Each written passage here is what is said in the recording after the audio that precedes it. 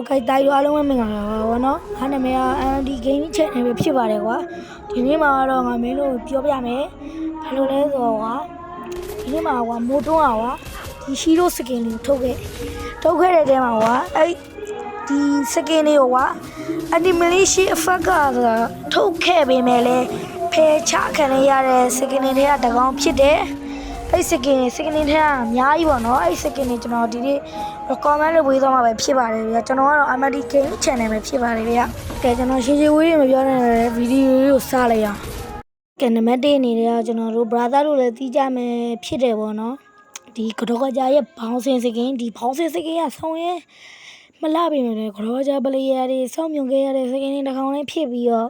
ကျွန်တော်တို့အပြင်စောင့်မြုံခဲ့ရပါတယ်ဗျာပြီးတော့ဒီစကင်ကျွန်တော်တွေးထားတာပေါ့နော်ကျွန်တော်ပြပတ်စစ်ပြေသွားတော့ထောင်းတဲ့ခါမှာဒီလက်ဝတ်ကြီးနဲ့ဒုံဆိုထောင်းမဲ့အနေထားမျိုးမှာရှိတယ်ပြီးတော့ဒီစကင်ကလည်းဆောင်းရတဲ့စကင်တွေနဲ့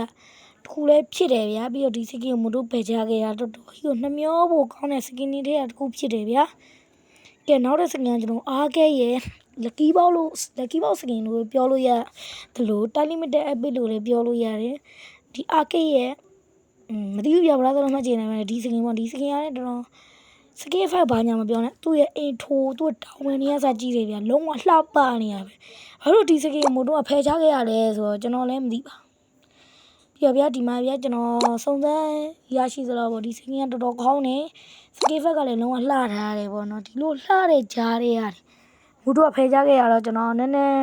ရုပ်ပေါက်တယ်ပေါ့နော်ခနောက်တဲ့ကတော့ကတီတာရဲ့မပြေဆုံးသေးတယ်အီလိုက်လို့ပြောလို့ရမလား normal လို့ပြောလို့ရမလားဒီစကေးကတော့ဗျာ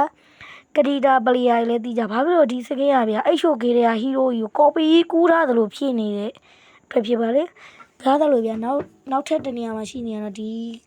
ကရီးရပေါ့နော်စတားလိုက်စကင်ဘာလို့လဲပေါ့နော်ပြောကြမှာပေါ့ဘာလို့လဲကလင်းရစတားလိုက်စကင်ကဒုတိယမြောက်စတားလိုက်စကင်ဖြစ်ပဲဗျာဒါပေမဲ့မဟုတ်ပါဘူးဒီမှာတကယ်ဒုတိယမြောက်2022တော့မှာဒုတိယမြောက်စတားလိုက်ကဒီစတားလိုက်စကင်ပဲဖြစ်တယ်ပေါ့နော်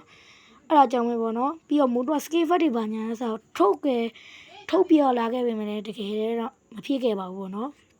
ဒီစကင်ကတော့လုံးဝ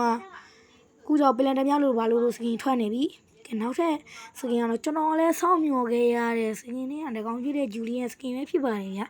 ဘာလို့ဂျူလီယန်စကင်ဖြစ်တာလဲဆိုဂျူလီယန်ကဗျာနောက်5လလောက်နေလို့ဘာလို့သာပြန်လာမယ်လို့ပြောထားတယ်ဘာလို့လဲဆိုဂျူလီယန်စကင်ကနည်းနည်းဗျာအဲ့တော့ကကျွန်တော်ကလဗီရှင်စကင်တခုပဲရှိသေးတယ်အီတာဂျီစကင်ကတော့မရှိသေးဘူးပေါ့နော်အဲ့ကြောင့်တော့ကျွန်တော်ကတော့ဒီစကင်ယူမယ်ပေါ့ကျွန်တော်လည်းဂျူလီယန်ပလေယာတယောက်ဖြစ်တဲ့အတွက်ဒီစကင်ယူမယ်ပေါ့ကျွန်တော်စဉ်းစားမိမနေမရရှိခဲ့ပါဘူးအဲ့ဒီနေရာမှာရှိနေတဲ့စကင်ကတော့ကျွန်တော်လည်းတော်တော်နှမျောခဲ့ရတဲ့စကင်ဖြစ်တယ်ပြီးတော့ဒီဒိုင်းရောရဲ့ဘာလိုက်ဘုံစကင်ပေါ့မြောက်ကျွန်တော်လိုက်ဘုံစကင်ဖြစ်တယ်ဘာလို့လဲဆိုတော့ဒီစကင်ကဘာလူတွေမကြိုက်ကြလို့ဖယ်ချလိုက်တာမဟုတ်ပါဘူးလူတွေကြိုက်ကြဘောကွင်းနေတော်တော်ပြေးခဲ့ရစကင်ဖြစ်ပြီးတော့အနီမေးရှင်းစားလုံးဝကောင်းတယ်လှတယ်ဘာလို့ဖယ်ချခဲ့ရလဲဆိုတော့ကျွန်တော်တို့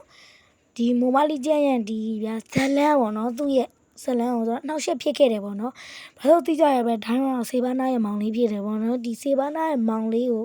ဘာလို့ဒီလိုက်ဖို့ဆက်ွက်တယ်မထည့်ရလဲပေါ့စကီဖက်လည်းတော်တော်လာတယ်ဘာလို့မထည့်ကြတာလဲဆိုတော့ကြိုဗျာ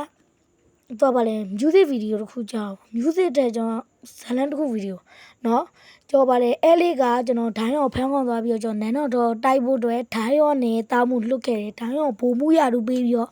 နန်းတော်တိုက်ခန်းခဲ့တယ်ပေါ့နော်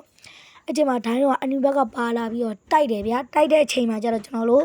ဒီဗျာလိုက်ဖို့စကွက်ဖြစ်လာမယ်ကျွန်တော်ဖန်နီလို့တက်ကွဲတို့အလူကတ်တို့ကကာကွယ်ခဲ့တယ်ပေါ့နော်အဲ့ဒါကြောင့်လိုက်ဖို့စကွက်ကြီးဆိုတာပေါ်ပေါက်လာခဲ့ရပဲဖြစ်တယ်ပေါ့နော်အဲ့ဒါကြောင့်ဒီလိုဒိုင်းရောလိုမျိုးဟီးတို့လိုက်ဖို့စကွက်တွေပေးလိုက်မယ်ဆိုရင်တော်တော်ကြီးကိုချင်းနေဆိုးရခဲ့ပြီးတော့ဗျာကျွန်တော်တို့မိုးတွန်းတော့တော်တော်ကြီးကိုဒီဗျာကျွန်တော်ဒီနောက်ခံတာတွေအကုန်လုံးပြင်ရမှအထိဖြစ်မဲ့အတွက်မထုတ်ခဲ့ရဖြစ်ပါတယ်ဗျာဒါရုပ်ဒီနေ့ဗီဒီယိုကတော့ဒီလောက်ပဲကွာကဲဒါရုပ်နောက်နေ့မှာတော့ဒီထက်ကောင်းတဲ့ကိုနဲ့ဗီဒီယိုလုပ်ပြီးတော့ဆက်လက်တင်မှာပေါ့ကွာဒီနေ့ဗီဒီယိုဒီလောက်ပါပဲကွာဒီငါ YouTube channel လေးကိုလည်း like နဲ့ subscribe လေးလုပ်ပြီးတော့ကြောင့်မြတ်တက်ရက်ခင်ညီမဒါရုပ်ဒီနေ့ဗီဒီယိုဒီလောက်ပါပဲကွာ